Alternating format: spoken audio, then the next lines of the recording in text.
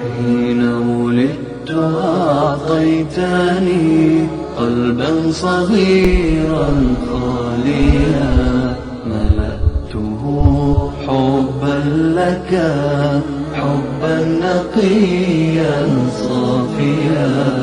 حين ولدت أعطيتني قلبا صغيرا خاليا ملأته حبا لك حبا نقيا صافيا. حين ولدت أعطيتني. بله سلام علیکم، بفرمایید.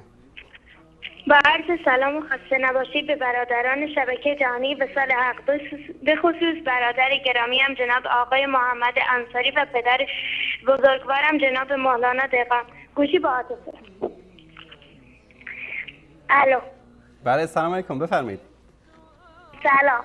ای خدا همیشه تنگ میشه و خیال من بیاد تا برادران وصال حق کمی قشنگ میشه و نشستم به انتظار لحظه حضورتان. بدونتان میان من و دشمن جنگ میشه و دلم چه تنگ میشه و برای دیدن پدر مولانا دهقان و مادر عایشه رضی الله عنها که با نگاهش عشق رنگ میشه و دلم برای حرفهای بیریای خانم امیری برای یک برادرم آقای محمد انصاری همیشه تنگ میشه و اگرچه دور میشوم ز خاطر سبزتان، ولی امید در دلم صدای زنگ میشود. دلم خوش است با وجودتان به هر ایست زندگی.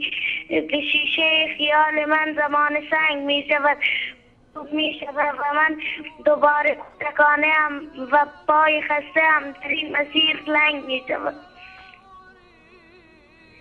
تشکر خواهر گرامی. خدا نگهدار. سلام گرم من را به پدر بزرگوارم جناب آقای مولانا دهقان برسانید. سلامت باشید خواهر گرامی، سلامت باشید. الله مطالب ستون کنه. تشکر از شما. خدا شما را حفظ کنه. برای سلامت باشید. حين ولدت أعطيتني قلبا صغيرا خاليا ملأته حبا لك حبا نقيا